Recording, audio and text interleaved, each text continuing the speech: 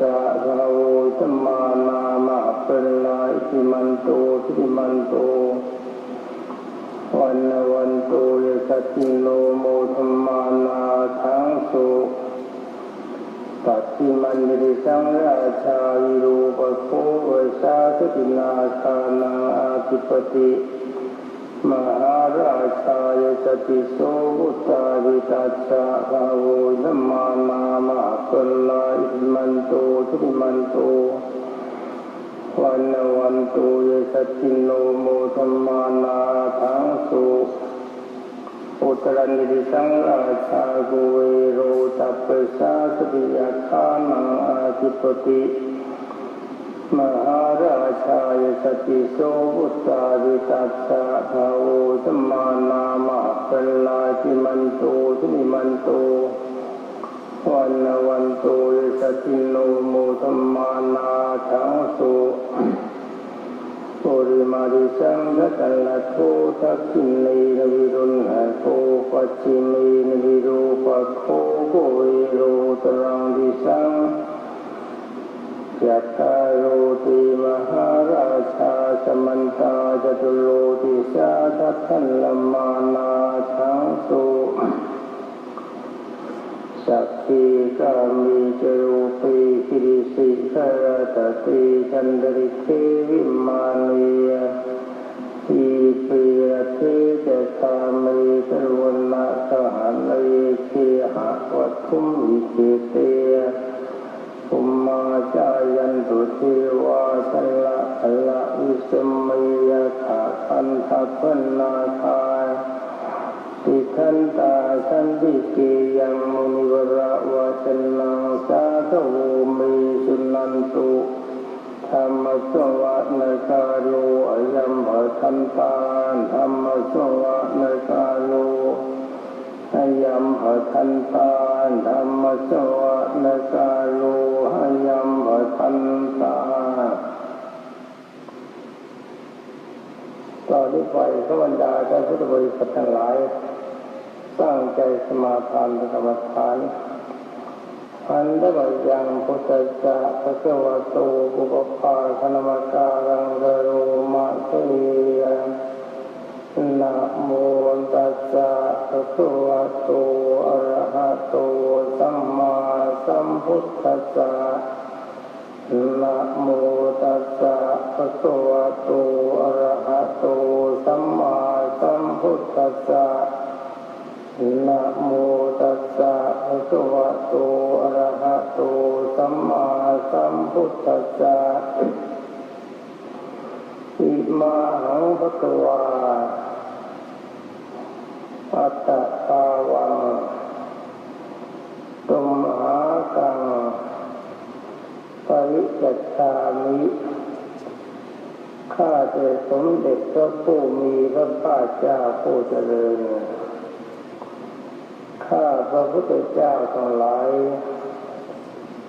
ขอมอบกายถวายจิตแด่องค์สมเด็จพระสัมมาสัมพุทธเจ้าข้าพระพุทธเจ้าทั้งหลายขอรัตนาบารมีพระพุทธเจ้าทุกๆพระองค์พระปัจเจกพุทธเจ้าทุกๆพระองค์พระธรรมและพระอริยสงฆ์ทั้งหลายครูบาอาจารย์ทั้งหลายสืบกันมามีหลวงพ่อปานวัดลานโคเป็นที่สุดขอได้โปรดยกจิตของข้าพเจ้าขึ้นสู่ภาวะกรรมฐานทั้ง40ทัศน์พระปีติทั้ง5และวิปัสสนาญาณทั้ง9ขอพระกรรมฐานทั้ง40ทัศน์พระปีติทั้ง5และวิปัสสนาญาณทั้ง9จงมาบังเกิดปรากฏในกายทวาร ในวจีทวารในมโนทวารของข้าพระพุทธเจ้าณการบัดนี้เถิดขอได้โปรดยกจิตของข้าพเจ้าขึ้นสู่ภาวะแห่งเมตจิตสามารถกำหนดจิตรู้ภาวะการต่างๆทั้งเหตุผลอดีตอนาคตและปัจจุบันได้ทุกขณะจิตที่ปรารถนาจะรู้เมื่อรู้แล้วเขาเห็นภาพนั้นได้ชัดเจนแจ่มใสและพยากรณ์ได้ตามความเป็นจริงทุกประการเหตุใดที่จะพึงมาเกิดแก่ข้าพเจ้าขอให้ข้าพเจ้าได้รู้เหตุนั้นได้โดยไม่ต้องกำหนดจิตแม้แต่ประการใดณการบัดนี้เถิด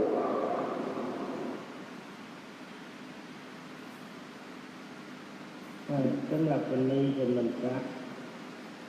ให้บรรดาท่านพุทธบริษัทที่เป็นฆราวาสจะมาทานอุโบสถศีลและศีลแปดกันมาตั้งแต่เช้าเดินบางคนก็แปดมาตลอดวัน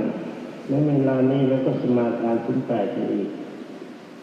ศีลแปดนี้เป็นศีลพรหมจรรย์คือหมายความว่าเราสายิ่งสมโดยถึงคำว่าพรหมจรรย์นี้แปลว่าประพฤติเหมือนพรหมดังที่เขาเรียกพระบอกว่าพระก็ดีในก็ดีเขาเรียกว่าพรหมจรรย์อยู่ในเพศพรหมจรรย์หมายถึงว่าคำว่าพรหมก็แปลว่าประเสริฐจรรย์นี่แปลว่าประพฤติเกิดเป็นพุทธญาณประเสริฐหรือว่าพุทธญาณพรหมทำไมจึงเรียกว่าพรหมเป็นผู้พุทธญาณประเสริฐเราจะเห็นว่าศีลของแต่สิกขาบทแปดนี่เป็นศีลพรหมจรรย์ที่ว่าจะต้องเรียกว่าสำหรับพระในนี้ทรงอยู่แล้วคำว่าทรงศีลนี่เราสมาทานกันมาแล้วแต่ว่าจิตใจว่าจะเป็นพรหมจรรย์หรือไม่นั้นขึ้นอยู่กับเราเองที่ข้อว่าวิการอันเล็กข้อที่ว่าพรหมจรรยาเวรมณีสิกขามนังสมาธิยามิเมื่อเจ้าของสมาทานสิกขาบทคือของงดเว้นการประพฤติเนื่องในกามารมณ์จะต้องดังจะประพฤติอย่างตรงนี่แสดงว่าวันนี้เราตั้งใจประพฤตินอกจากคนคู่มาเป็นคนเดียวคำว่าผมไม่มีคนคู่ผมไม่มีสามีไม่มีภรรยาคือผมไม่มีเพศเราทำเหมือนคนมีเพศทำเหมือนว่าคนไม่มีเพศที่ว่าคนที่มีเพศก็ต้องการผู้ชายต้องการผู้หญิงผู้หญิงต้องการผู้ชายแต่วันนี้เราเลิกกันสำหรับเราว่าคือพระเราเลิกมานานแล้วนะเลิกมาตลอดกาลเพราะต้องเลิกตลอดกาลสำหรับเราว่าเลิกเป็นวันๆแต่สำหรับท่านมีรักษาอุโบสถนานๆตั้งแต่เลย7 วันขึ้นไปท่านเรียกว่าปฏิหาริยอุโบสถอย่างนี้เราเรียกว่าปกติอุโบสถคือประพฤติอย่างตรง1 วันแต่การประพฤติอย่างพรหมนี่ก็หมายถึงว่าการอดกลั้นเรื่องกามคุณเราไม่สนใจเรื่องการมาคุณคือรูปเสียงกลิ่นรสสัมผัสใดๆเราไม่ต้องการแม้แต่การขัดกระโคมใดๆเราก็ไม่พึงปรารถนาการรูปได้คาตัวด้วยของหอมเราก็ไม่ต้องการในการที่นอนสูงที่นอนใหญ่ยักษ์เป็นหนึ่งสำลีเราก็ไม่เอาศีลประเภทนี้เป็นศีลพรหมจรรย์แล้วก็มีการละโภชนาเวรเราไม่กินข้าวเวลาบ่ายเลยจะเที่ยงไปแล้ววันนี้ถือว่าเป็นการอดกลั้นทั้งหมดเป็นสิ่งที่เป็นปกติเราเคยทำมาเป็นปกติชั้นใดวันนี้เราปฏิบัติตนน้ำพรหมในการปฏิบัติตนน้ำพรหมนี้ก็ถือว่าเป็นเนคขมบารมีเป็นการถือบวชนี่ความจริงไม่ใช่บวชได้แต่พระนั่นเองฆราวาสก็บวชได้ถ้าบวชแบบนี้บวชได้ทั้งผู้หญิงและผู้ชาย โดยคุณค่าแห่งการบวชถ้าเราปฏิบัติได้จริงๆมันก็เหมือนพรหมนั่นแหละก็เหมือนกับพระกับเณรจะถือว่าสิกขาบทน้อยเกินไปก็เรามาดูข้อสำคัญกันหนึ่งที่สำคัญคือปัญจเวรทั้ง5ประการไม่มีสำหรับเราการฆ่าสัตว์การลักทรัพย์การประพฤติผิดในกามไม่มีข้อประพฤติผิดในกามนี้นอกจากจะไม่ประพฤติผิดในกามแล้วเราก็ไม่สนใจในกามเลยด้วยการกล่าววาจามุสาวาทดื่มสุราเมรัยการกินอาหารนอกเวลาเป็นเวลาวิกาลด้วยการทัดจงดอกไม้และของหอมด้วยรูปไล่ของหอมมีรู้ว่าการดูการฟ้อนการรำเป็นต้นที่ไม่มีสำหรับเราไม่นอนยังนอนสูงนอนใหญ่ยัดไปเลยทั้งเลยถ้าเราจะดูทุกสิกขาบททั้ง8รายการนี้แล้วก็จะเห็นว่าเราไม่ต่างจากพระกับเณรตรงไหนเป็นไม่ได้ถึงว่าพระเณรในถือเพศเป็นสมณะเป็นพรหมเป็นพรหมจรรย์คือทุกอย่างพรหมแล้วก็ตรงในการมาคุมเหมือนกันแต่บางเอิญพระเณรบางท่านภาษาศีล5ไม่ครบมีแต่สวยเต็มทีนั่นแน่ๆแล้วจะนักบวชเป็นนาทีศีล5ไม่ครบไม่ไปถือตัวว่ามีศีล227แต่เปล่าบางทีไม่เหลือไม่มีสักตัวไม่มีตัวไหนแล้วไม่เคารพในพระธรรมวินัยก็ไม่มีนี่ว่าถึงการเคารพพระธรรมวินัยด้วยกันเราก็ย่อมตีสนิทเข้าไปใกล้พระใกล้เณรเป็นทีหมายความว่าสิกขาบทของเราถึงแม้จะน้อยกว่าพระคนหนึ่งแต่ก็มีค่าล้ำมากคือการอดกามารมณ์การอดกั้นในกามารมณ์นี่มีความสำคัญที่สุดในการไม่กินข้าวตอนบ่ายในเวลาเที่ยงแล้วการไม่นิยมเรื่องของหอมไม่นิยมเรื่องการขับแบบโคมการไม่นิยมที่นอนสูงที่นอนใหญ่หรือยัดไปเรื่อยๆก็มีนี่ความจริงถ้าเราจะโลภรักใจความและคลายถึงพระมากเพื่อคลายถึงเณรสำหรับเณรและคลายกันไป9สิกขาบทขาดสิกขาบทเดียวคือชาตโรปราชตะปัญหาห้ามเขานี่เป็น เป็นรูปิยะได้เดินในต่อแต่เวลานี้เณรปฏิบัติไม่ได้แล้วเป็นอันว่าชาตโรปราชตะเณรปฏิบัติไม่ได้เพราะว่าไปไหนถ้าไม่มีเงินไม่มีทองเข้าไปไม่รอดถ้ารถเรือก็เจ็บเป็นอันว่าโลกประสิทธิ์ทำไปยังไงสิกขาบทของเณรไปได้นี่ไม่ใช่ของเล็กเป็นสิกขาบทพรหมจรรย์นี่การที่บรรดาท่านทั้งหลายปฏิบัติในเรื่องสิกขาบทพรหมจรรย์ก็ทำใจให้เป็นพรหมจรรย์เป็นที่เสียมีความจริงพระเณรไม่ต้องปฏิบัติเป็นปกติคำว่าพรหมจรรย์แปลว่าพุทธเจ้าประเสริฐนี่ถ้าปฏิบัติเป็นปกติได้จะมีผลในการใดเรามาวัดกันทั้งด้านทางสมาบัตินี่พูดนี้ก็ต้องการให้ทราบถึงว่าการสมาบัติที่เกิดแต่หน้าของศีลที่เรียกว่าศีลานุสติกรรมฐานเรานึกถึงสิกขาบท8เณรนึกถึงสิกขาบท10เป็นการเจริญโมสถเป็น9ไม่8เพราะอะไรเพราะว่าไอ้ข้อที่ไม่ทัดตรงในดอกไม้และของหอมแล้วก็ทาแป้งทาน้ำมันแล้วก็การดูฟ้อนรำขับร้องเนี่ยมันเป็น2สิกขาบทที่ไม่ควบกันความจริงมันเป็น9สิกขาบทเมื่อไว้กันเลยชนเลยเวลานี้ก็เลยจะต้องหยุดตามนี่เป็นศีลพรหมจรรย์ที่องค์ประเสริฐเป็นศีลานุสติกรรมฐานถ้าเราใคร่ควรยังศีลโดยปกติโดยเฉพาะอย่างยิ่งถ้าศีล8สัพพะก็ศีล227เลยก็ศีล10มานั่งนึกวัดศีลให้บริสุทธิ์ถ้าศีลตรงนี้บริสุทธิ์เราอดกั้นได้จริงๆเราไม่ยอมให้การมาคุณ5ประการมาครอบงำจิตเห็นไหมการมาคุณรูปเสียงเป็นรสเป็นสัมผัสอารมณ์ที่เกิดทั่วในกามารมณ์มันจะเข้ามายุ่งกระจายได้ยังไงเมื่อเรารับศีลและอธรรมจริยาเวรมณีถ้าสำหรับพระกับเณรที่มีร้ายใหญ่เลยก็รับตัดไปแล้วท่านห้ามเด็ดขาดพระคำว่าก็ผ่อนให้วันพระหนึ่งมาครั้งหนึ่งได้ก่อนหน้าวันพระ3 วันหลังวันพระ3 วันวันพระ1 วันเป็น7 วันอย่างนี้เรียกว่าปฏิฆาพระอุโบสถถ้าเกินไปกว่านี้เรียกว่าปฏิหาริยอุโบสถ นี่ในเมื่อเราอดกลั้นแบบนี้ผลจะมาขนาดไหนก็ตอนต้นเรากล่าวว่าพุทธังธัมมังสรณังคัจฉามิข้าพเจ้าขอถึงเพื่อนเราให้ทำแบบสอนเป็นที่สุดนี่เราเป็นผู้ถึงสรณาคมครบถ้วนแล้วอย่าลืมนะว่าสรณาคมครบถ้วนเป็นพระโสดาบันได้ก็จะไม่ถึงถ้ามาข้อที่สองตอนที่สองเราก็มาสมาทานศีลแปดในความจริงพระโสดาบันมีศีลห้าบริสุทธิ์ไม่ถึงศีลแปดแล้วก็ศีลแปดไปทั้งไปศีลแปดในอันดับต้นเป็นศีลของพระอนาคามีที่หากว่าบรรดาท่านพุทธบริษัทเป็นหลายพระเมรุก็ดีพระเมรุก็จะเป็นประสงค์ธรรมะนะถ้าจิตเรายังวางกามารมณ์ไม่ได้จิตเราจะไม่สูงคารวะ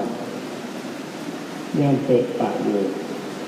แล้วก็ความทรงตัวอยู่ก็เป็นเรื่องลำบากมากที่จะไปเผยแผ่เนี่ยก็ยุ่งกับมันนะมันนึกว่าถ้าเราจะบวชไม่นานเราก็ไม่ได้นานนะอดกลั้นใจสักครู่หนึ่งถ้าเราบวชนานแล้วเรามองดูเขาเหลือมองเอาเนื้อจำรู้จักแต่ว่าหัวโล้นเนี่ยจนว่าเหลือนี่เป็นเรื่องอะไรกามารมณ์ถ้ามันดีแล้วพระพุทธเจ้ามันหนีไปหรือว่ายกเลิกคงไม่บวชเพราะว่าในห้องของท่านในสำนักของท่านคือหญิงเกลียวกราบเมื่อองค์สมเด็จพระบรมโลกเป็นหน้าทรงเห็นว่ากามารมณ์จะหลุดนำมาซึ่งความทุกข์ที่ไม่ต้องการนี่ว่าบรรดาท่านพุทธบริษัททุกท่านที่เป็นฆราวาสเกิดอดใกล้กั้นในกามารมณ์ที่แรกนั้นอดใจเพราะว่าถ้าเรามันปรารถนาเราก็อดใจไว้แบบวันนี้เป็นวันอุโบสถในระหว่างนี้มีระหว่างที่เรารักษาอุโบสถระงับไปก่อนอันนี้เรื่องการระงับเนี่ยทำบ่อยๆเข้ามันก็ทับไม่ใช่ครับเป็นการปรับได้ไอ้ความเคยชินของจิตมันปรากฏในการที่จะตัดแบบไหนก็ต้องพิจารณากายตามีสติสมาธิพิจารณาว่าร่างกายนี้ไม่ใช่เป็นแท่งเป็นก้อนเป็นตอนเป็นไม่ได้ความสกปรกทุกส่วนของร่างกายสกปรกหมดและการมารมณ์ที่เราต้องการอะไรก็ต้องการร่างกายมนุษย์เป็นโลกของสัตว์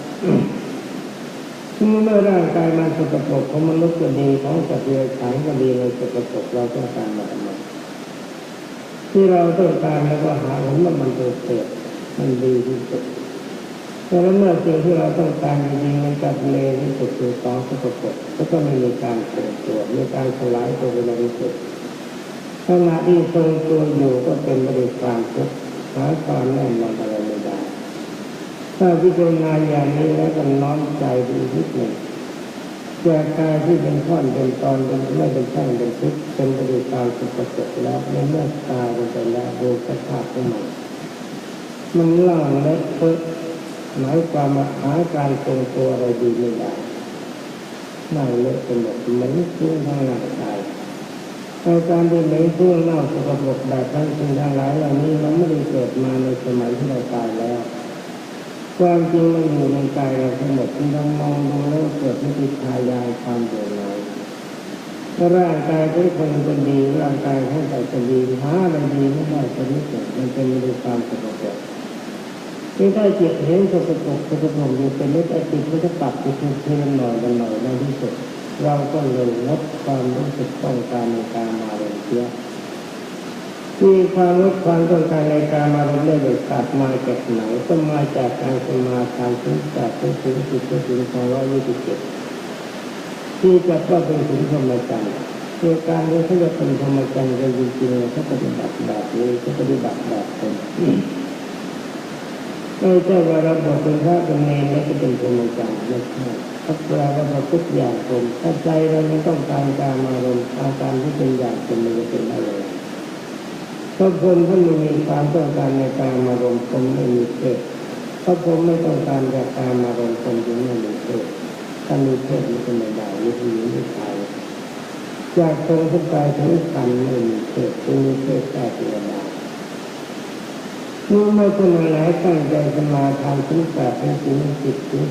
227ก็มีข้อว่าเป็นอสุภะธรรมจักรเหมือนกันอย่างถึง227ก็คือขายบทที่1เลยที่สุดเกิดเลยถึงทำกับสติหรือว่าสติทำให้เป็นประโยชน์ก็ลำดับราชิก นี่เป็นห้ามไม่เด็ดขาดสำหรับในอาการจริยาโดยธรรมเลยตั้งใจจะลดเป็นการไม่ประพฤติอย่างตนไม่ต้องการประพฤติอย่างตนสำหรับอุโบสถศีลก็เหมือนกันนี่เราบรรดาท่านทั้งหลายที่กล่าวว่าถ้าหากว่าท่านทั้งหลายใช่ควรในศีลานุสติกรรมฐานนึกถึงศีล8ประการที่รับแล้วก็ดีถ้าศีล10ก็เลยก็ดีศีล227ก็ดีเรานี้ก็เป็นคนไม่ดับสบายทุกเวลานี้เราปฏิบัติเรื่องคนอยู่แล้วถึงแม้มันจะเป็นการฝืนใจอยู่บ้างมันก็มีความจำเป็นเพราะเราฝืนใจเพื่อความดีเพื่อความสุขถ้าเราตามใจมันให้ใจมันไม่คบกับกิเลสความชั่วแล้วกิเลสจะได้สอนให้เราสร้างอกุศลที่ทำที่ไม่เป็นกุศลทำตนและแต่อบายสูงไม่เกิดประโยชน์มีบรรดาท่านพุทธบริษัททุกท่านที่เป็นพระก็ดีเลยก็ดีวาสอุบาสิกาก็ดีวันนี้เมื่อวันก่อนพากันอกสั่นในการมารมนี่ว่ามันตัดขาดไม่ได้มันจะแฝงลึกอยู่ในอดใจเข้ามาถึงเราอดใจอย่างนี้วันนี้คือว่าขันติที่มีการอดใจเข้ามาเป็นเรื่องแท้ของใจมันจะมีความแบบนี้นะแต่การอดใจถ้าอดใจคงไม่ได้แล้วจะตั้งใจที่อาการสยบจากกามารมณ์ในมาขณะไปโทษผู้โทษใจอย่างนี้เป็นอาการของทางสมาบัติหมายความในเวลานี้วันหนึ่งกับคืนหนึ่งสมมติว่าวันหนึ่งกับคืนหนึ่งเราจะทรงถึงการให้บริสุทธิ์เราจะไม่สนใจในกามารมณ์ซึ่งจะอดใจได้อย่างนี้จริงๆคือระงับใจเอาไว้ทำให้จิตใจได้ถึงปรารถนามันมีความปรารถนาขึ้นมาก็ระงับจิตตัดกันไปอย่างนี้ที่กล่าวว่าบุญทานการเกิดจากอำนาจของศีลที่เรียกว่าศีลานุสติเมื่อกำลังใจทั้งตัดได้ทั้งชั่วพูดจะเป็นหนักเมื่อกามารมณ์ไม่เข้ามายุ่งก็เล่าอสุภกรรมฐานในกายวิตานุสติกรรมฐานแล้วเราจิตใจให้เข้าไปจับไว้ในองค์ศีลให้เกรงว่าศีลเป็นโมหมองอย่างนี้ตามแล้วก็โดยตรงเขาจึงเรียกว่าการที่เราปฏิบัติอย่างนี้เป็นสมถะคือประพฤติอย่างตนนี่เมื่อทำอะไรตรงถึง8ได้เป็นปกติจนกระทั่งไม่มีอาการหนักใจเลยการหิวการโหยไม่มีเรื่องสบายการฆ่าสัตว์รักทรัพย์ประพฤติผิดในการอธิษฐานมันจะเกิดกันจิตใจจะมุ่งหมายในการมารำเสนอมีพูดตรงไปตรงมาไม่เดินสุรามีไรบริษัทหมายอารมณ์มันโผล่จริงๆฟังกันไปให้ดีแล้วก็คิดไปด้วยอารมณ์ขนาดไหนที่เราย่องไปตัดกามารมณ์ย่องไปตัดความปรารถนาในที่จะตกเป็นเรื่องหน้าของกิเลสเราถ้าไปตัดความโลภในอาหารถ้าไปตัดความเพลิดเพลินในเรื่องของการขับรถถ้าไปตัดความโศกงดงามถ้าไปตัดในการซื้อในที่นอนสูงที่นอนใหญ่ในที่วัดเรื่องนี้ทั้งนี้อารมณ์ใจแบบนี้มันก็ไล่จะเป็นเท่าไหร่จริงๆถ้าเราทำได้ดูที่พระหมดทั้งหลายเลยไม่มาดีจริงๆนี่เราตัดได้หมดแล้วเลยทำด้วยดอกไม้ของหอมเครื่องย้อมให้ทางเราไม่ต้องการก็แสดงว่าเราไม่เห็นว่าอะไรมันดีที่สุดในโลกถ้าไม่ทาไปขนาดไหนก็ตามมันก็ยังสกปรกอยู่นั่นเราจึงไม่ทาเมื่อเราก็ไม่ต้องการการขับรถโกงไม่ต้องการการขับรถโกงขับร้องเลยเพราะว่าเราไม่ยินดีในการไปรับประโยชน์ของโลกเลยเราไม่ต้องการที่นอนที่นุ่มนิ่มฉะนั้นความเราไม่ต้องการสัมผัสใดๆทั้งหมดเราอดจิตกำหนดจิตมันคับจิตของเราได้จิตใจในอารมณ์ฌานใครเลี้ยงลงไปตรงนี้เดียวเอาจิตลงไปตั้งในนั้นได้เพื่อปัจจนาญาณที่เป็นมาไว้ร่างกายเราก็ดีร่างกายของเขาก็ดีมันไม่มีสภาพทรงตัวมันหาความเที่ยงแท้แน่นอนไม่ได้มันทรงตัวอยู่ก็เป็นด้วยความทุกข์แล้วเราจะรักกันจะพอใจเลยก็ตามมันก็สลายตัวเป็นอดีตฉะนั้นร่างกายเป็นบ่อเกิดของความทุกข์มาจากปัญหาถ้าเราต้องการในร่างกายอย่างเพียงใดก็คือว่าเราต้องการความทุกข์ตรงนั้นจ จิตใจเราปรุงตัดเป็นแล้วขึ้นที่ในร่างกายที่ประกอบไปกันด้วยทั้งห้าเราไม่ต้องการอีกสิ่งที่ว่าความเกิดเป็นมนุษย์ก็ดีเทวดาก็ดีพรหมก็ดีเมื่อสัตว์การไม่เป็นมนุษย์ก็ต้องเกิดกันไม่เร็วลงเราไม่ต้องการสิ่งที่ดีขึ้นไปที่ตั้งแต่มนุษย์ก็ดีเทวดาก็ดีพรหมก็ดีเราไม่ต้องการตัดใจเฉพาะพระนิพพานเป็นอารมณ์เท่านี้เรามีได้ท่านก็ปฏิบัติท่านทั้งหลายก็สามารถจะเข้าถึงพระนิพพานได้โดยไม่ยากเพราะถึงนั้นพื้นฐานท่านเข้าถึงอยู่แล้วแล้วเวลาไม่พูดประมาทกันแล้วต่อไปนี้ไปขอท่านทั้งหลายพยายามตั้งใจให้ตรงดำรงจิตให้มั่นกำหนดรู้ลมหายใจเข้าออกใช้คำภาวนาและพิจารณาตามอัธยาศัยจนกว่าจะได้ยินทุกอย่างออกจากเวลา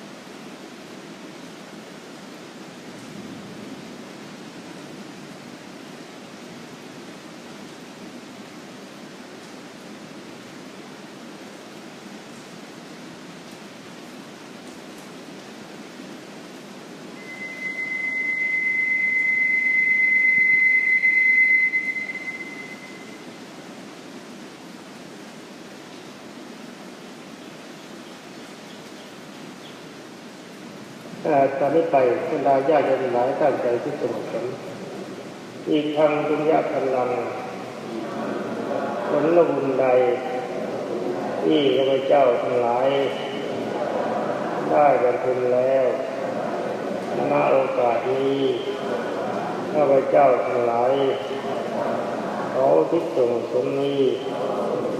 ให้แก่เจ้ากรรมนายเวรทั้งหลายที่เคยร่วงเกินมาแล้วแต่ชาติก่อนก็ดี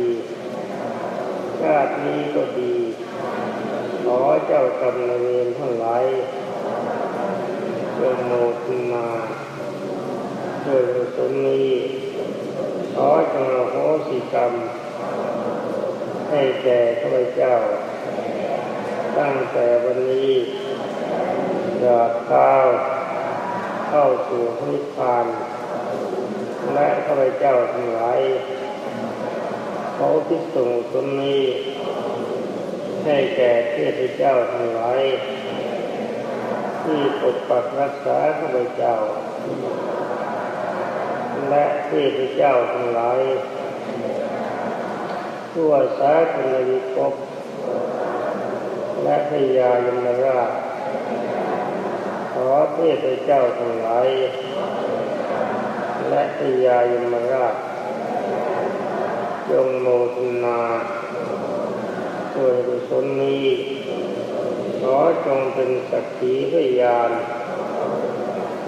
ในการบำเพ็ญกุศลของข้าพเจ้า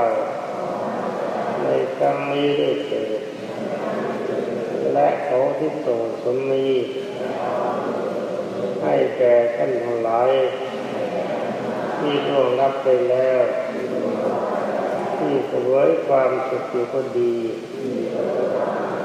เสวยความทุกข์อยู่ก็ดีเป็นญาติก็ดีนิใช่ญาติก็ดี